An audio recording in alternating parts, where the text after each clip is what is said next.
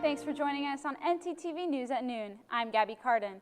We begin with a developing story about a UNT football player. Our reporter James Baker has more. James? Yes, Gabby, that's right. UNT football player Deontay Simpson has been dismissed from the team after getting arrested late Tuesday night for domestic disturbance. Denton police were dispatched to the 3200 block of Heritage Trail. According to police, Simpson struck a woman that he was in a relationship with, who was then taken to a hospital with multiple injuries, none of which were considered life-threatening. Simpson was booked to the Denton City Jail and bail is yet to be set. This is a developing story. Tune into our 6 p.m. nightly show for an update. Back to you, Gabby. Thanks, James. An update on the Gabby Petito case. Coroners announced yesterday that her official cause of death was strangulation. They went on to add that she had died between 3 to 4 weeks before they found her body in mid-September. Investigators' prime suspect is still Brian Laundrie, whose whereabouts are still unknown. Attention parents and students of Keller ISD.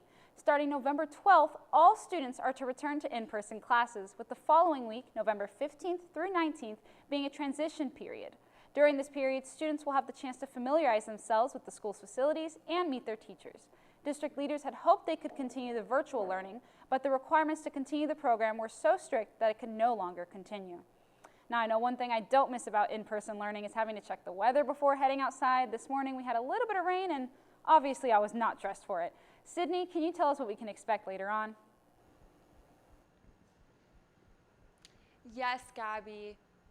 We are seeing heavy showers and thunderstorms from Tropical Rainstorm Pamela, so be cautious of those flash flood warnings throughout the day. Let's go ahead and take a look at our current conditions in Denton. Right now, we are sitting at a nice 74 degrees. It does feel a little bit chillier at 71 with high wind speeds of 13 miles per hour.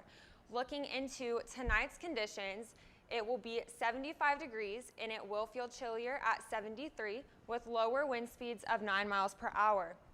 Now looking into tomorrow's conditions, the temperatures will be a little bit warmer at 81 degrees and it will feel like 84 with wind speeds of 8 miles per hour. We will still be seeing rain throughout the day, so make sure to have the right clothing for that.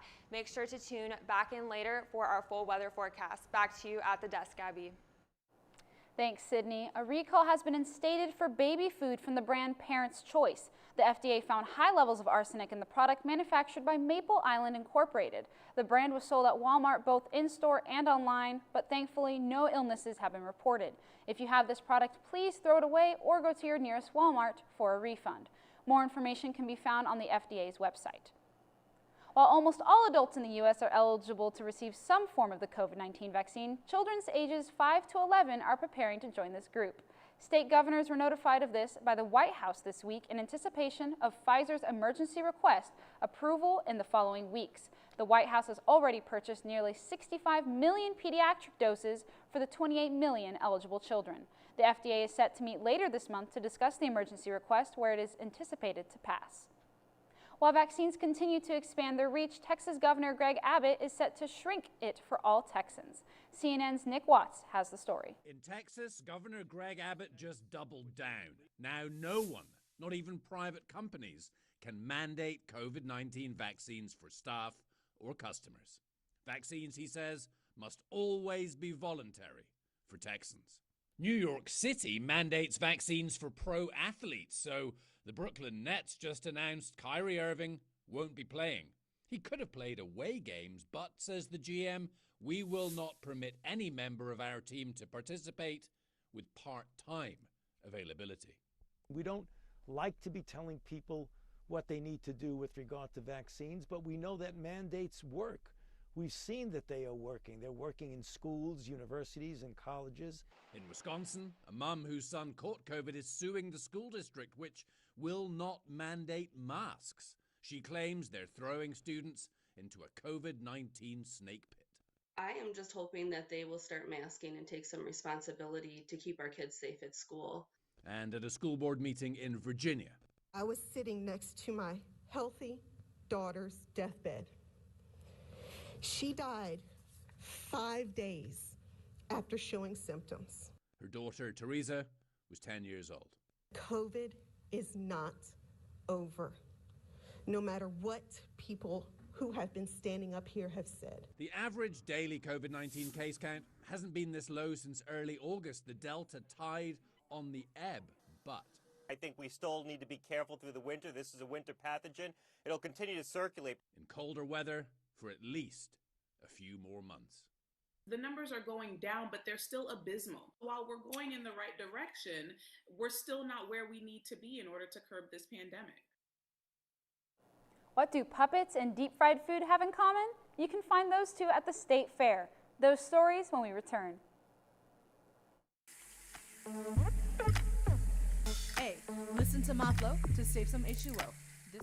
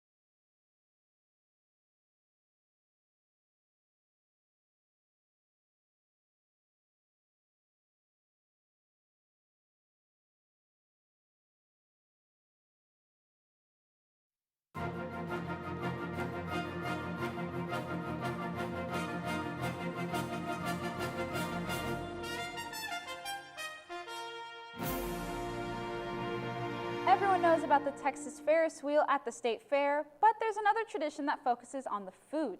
Each year, people vote for their new favorite fair foods. Let's take a look at who won. It's the time of year when everyone gets to try all the best and creative combinations of fried food. If you're wanting to do it right this year, there are two foods that you cannot miss. We're talking about the winners of the Big Tex Awards. The first one, deep fried gumbo balls, took home 2 of the awards. One for savory and also for being the most creative of all. It has 2 gumbo bowls, side of raw sauce and green beiges with fried okra to balance it out, saltine crackers and a small hot sauce bottle as your fair souvenir.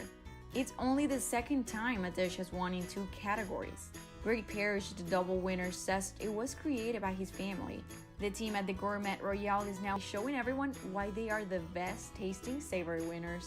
You can go check it out at the Tower Building food court. Now to the sweetest of all, as seen all over TikTok, the armadillo. The armadillo.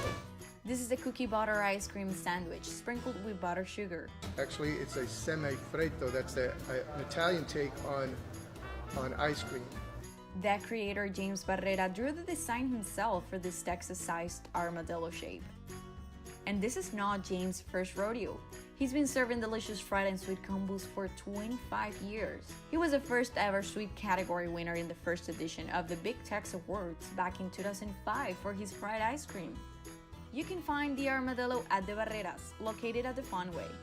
There were some great competitors this year, so if you want to go big and try them all out, you can head over to the State Fair of Texas website and check their food maps. Have fun! For ntTV News, I'm Rochelle Cedeño. Because of that, I'm definitely going to try my best to make it out to the fair this weekend, and so should you. There are only a few more days of its being open until this Sunday. The State Fair is buzzing with activity and culture, and to celebrate Hispanic culture during Heritage Month, they are featuring a marionette show. ntTV's Naomi Sanchez has more. Well, it's State Fair season, and a show you cannot miss this year is one that brings to life Latin culture with over 100 puppets called Fiesta de Marionetas.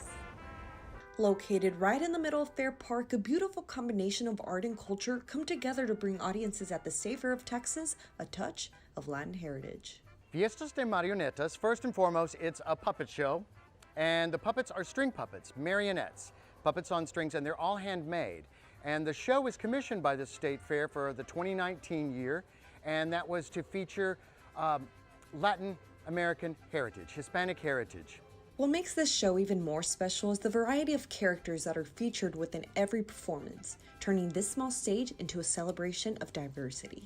We do have mariachis, we have folklorico dancers, we have dancing flowers, we have piñatas, living piñatas, puppet piñatas, but we also have some celebrities. So we have some celebrity luchadores, we have Selena. I'll go ahead and give that away. She's a pretty big crowd pleaser. Apart from the many traditional characters featured, a lot of detail goes into making these intricate puppets. From the designing to the painting and even the costume creation, it takes months and many different artists to complete even a single character. Well, they're special because they are all one of a kind. We make everything ourselves. They're all designed. The set, all the puppets are designed and built by the same artist. It takes months, and it takes several different artists and a variety of materials. We use Texas basswood.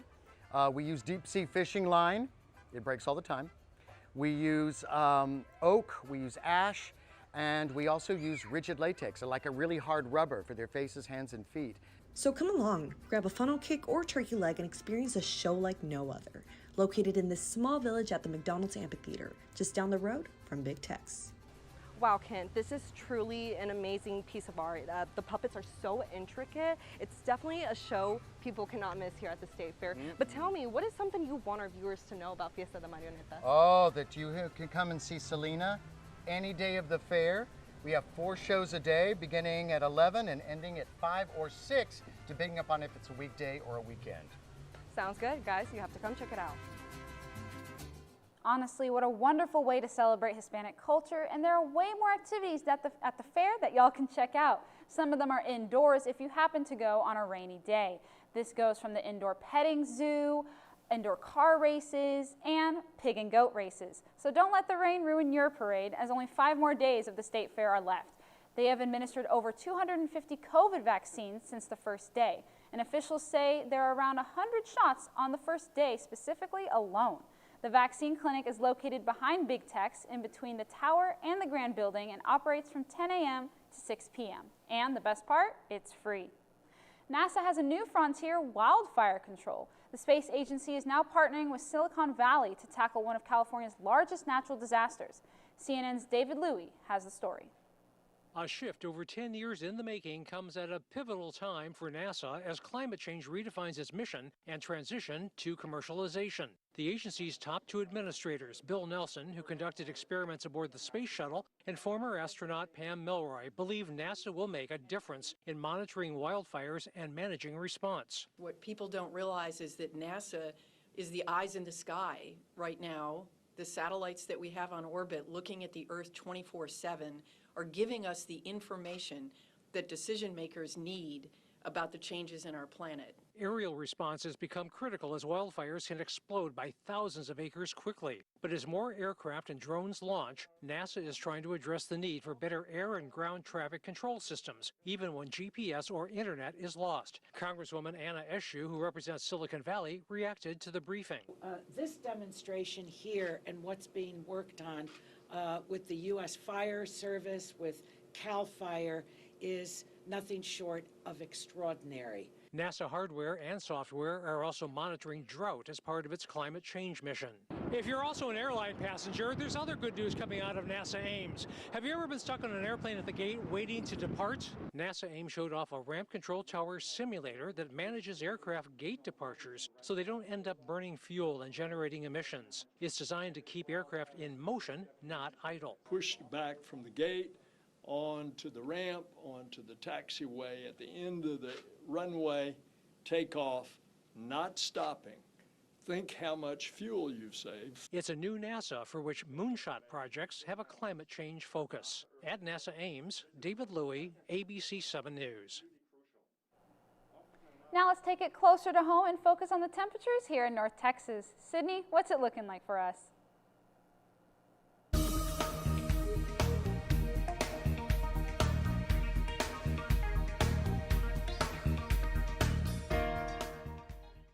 Gabby, first off, can you believe some states are already seeing snow, like Colorado and Wyoming and other parts of the Northwest? Look at those beautiful images. Lots of snow. It looks like Christmas there already.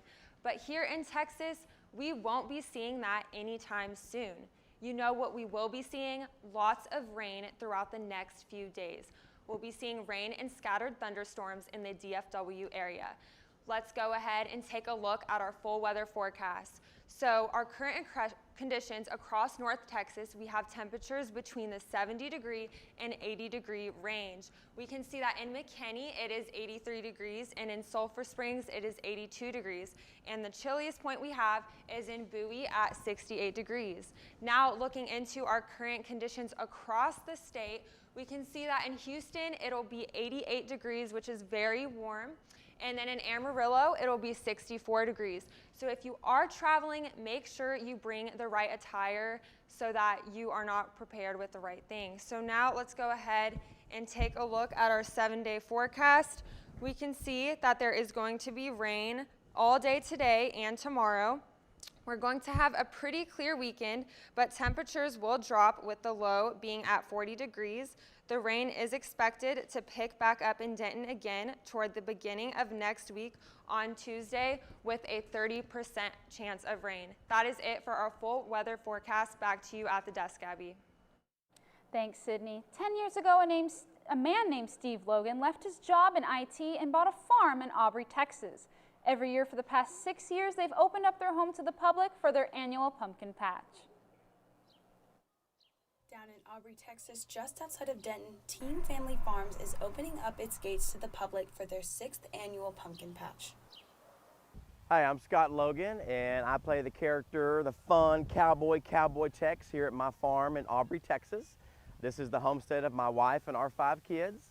Our goal is just to see people make awesome memories. So we try to always go the extra mile and thinking of fun, creative things, smiling, encouraging, and just treating people the way they want to be treated. We've already met the owner and the son, and they just make it feel so loving and welcoming. They're just very family-oriented. Aubrey Farms has brought joy to so many families, but none more than Cowboy Tex himself. When I look over and see families and young people playing and enjoying themselves, that was my heart, that was my dream. All right, everybody, this here's Cowboy Tex and Team Family Farms in Aubrey, Texas. You better get on out here and have fun, fun, fun. For ntTV News, this is Isabella Quintanilla. The pumpkin patch is open every day up until November 7th. For more information, check out their website at teamfamilyfarms.com. When we return, an organization is doing its part to give back to our veterans. Plus, an NFL coach resigns after alleged racist and homophobic remarks. Those stories in just a few minutes.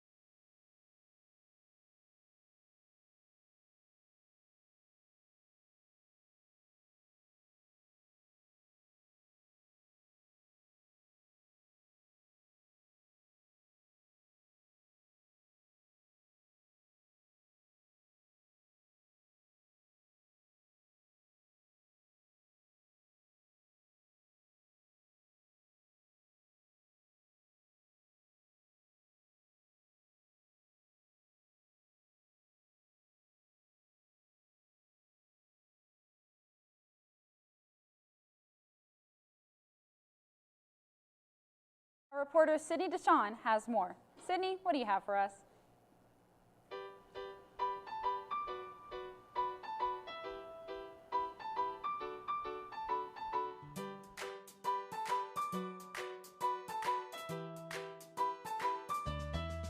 Thanks, Gabby. I went to Veterans Produce in Denton and I learned a lot. At Veterans Produce, the company feeds homeless veterans with community greenhouse gardens. Check it out.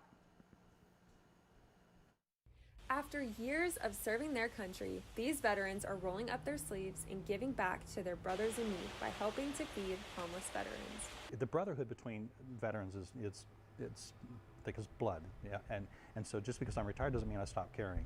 So I decided I had to do something about it.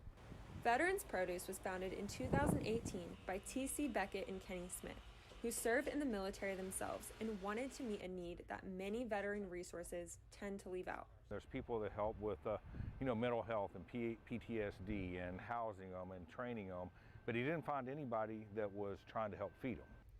Beckett recalls an encounter with a veteran experiencing homelessness, and at that moment, he knew he needed to do something, not just for the veteran named Tony, but for others under the same circumstances. He had been staying at a shelter, and while he slept, somebody stole his money and his ID, so that left him out on the street. Well, that really bothered me. Veterans Produce incorporates elements of hydroculture and aquaculture for an innovative and sustainable way to grow produce using water systems and aquatic life. Aquaponics comes in whenever you combine growing fish or seafood or anything like that in the water, and then they produce the waste that produces the nutrients and everything for the plants. Once the food is ready for distribution, it is taken to local food banks who provide food for veterans and others who are suffering from food insecurity. A year or so, we're going to try to make sure that we're impacting the veterans as much as we can, but we'll help feed anybody that's hungry that we can. In the near future, Veterans Produce hopes to keep building greenhouses in more locations across Texas and keep spreading their mission further.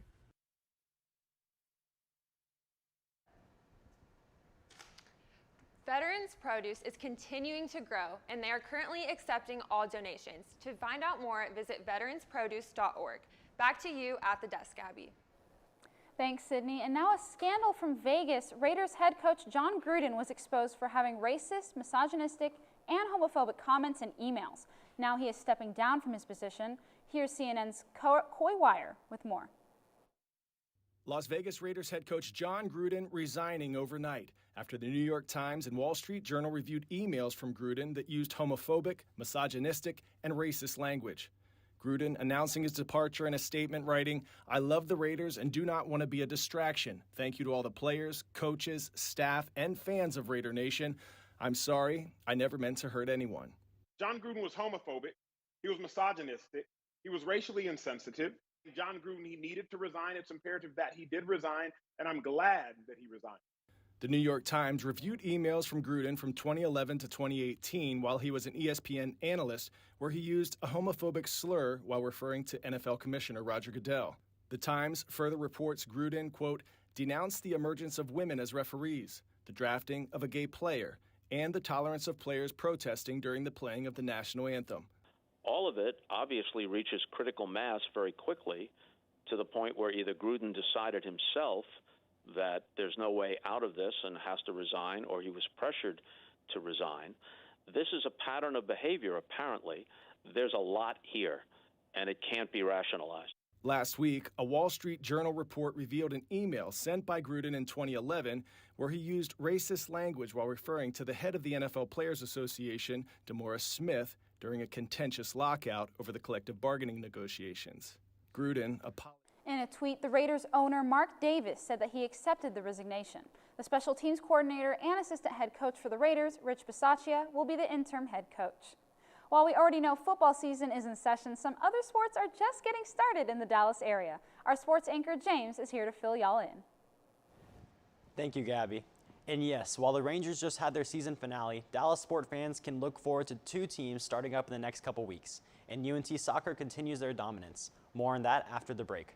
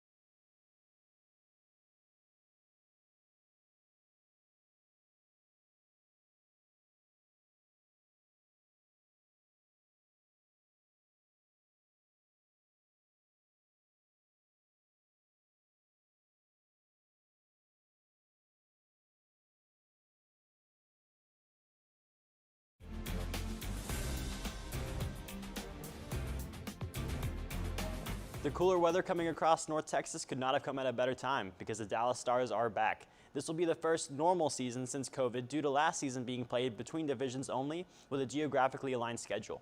Last night was the NHL opener with the two newest teams, the Seattle Kraken and the Las Vegas Golden Knights, going head-to-head in a shootout where Vegas came out on top. The Stars kick off their season tomorrow night against the New York Rangers at Madison Square Garden. The American Airlines Center is going to have their work cut out for them because not only are the Stars returning to play, but we're roughly 1 week away from Mavericks tip-off. The Mavs are currently undefeated in the preseason, which granted doesn't mean a lot, but many are interested to see what new head coach Jason Kidd can bring to the team. The Mavs play a preseason game tonight against the Hornets, and their official season opener is next Thursday, the 21st, against the Atlanta Hawks, where Trae Young and Luka Doncic go head-to-head. Speaking of Luka Doncic, the superstar is 22 years old, which means in his lifetime he has never seen a losing season from UNT Soccer, as the team has secured their 27th straight winning season. This dates back to 1995 when the program was founded, meaning the team has never had a losing season. Head coach John Hedlund has been there since the beginning, and currently the team has 64 home conference wins in a row, an NCAA record they set over 2 years ago and continues to keep going. The team travels to UAB next Friday for a road game. That's all I have. Back to you guys at the desk. Thanks, James. Southwest Airlines is playing catch-up today, trying to get their flight schedule back on track. Beginning Sunday, the Dallas-based airline canceled more than 2,400 flights, stranding thousands of passengers across the country. The company said it began with a 7-hour delay in Florida with bad weather and was compounded by technical issues, including getting the planes and crew to the right places for flights. Other airlines, however, didn't have the same issues with weather that Southwest seemed to experience. 87 flights were canceled yesterday, and Southwest is expecting to be back on schedule later today. And it's amazing to be able to sit back and stargaze, but what if I told you you had the chance to see the stars up close? A company called Stratospheric Ballooning Worldview has opened up reservations for its 5 days adventures. 8 passengers and 2 crew members will soar 100,000 feet for 6 to 12 hours at a time, but it comes at a cost, $50,000 per seat. They are scheduled to begin in early 2024. Where will all this hot air take you? How about places like the Great Barrier Reef, the Giza Pyramids in Egypt, and the Great Wall of China? Talk about a view. Now, I don't know if I can afford that view, but thanks for watching ntTV News at noon. Join us again tomorrow for a special edition at the State Fair.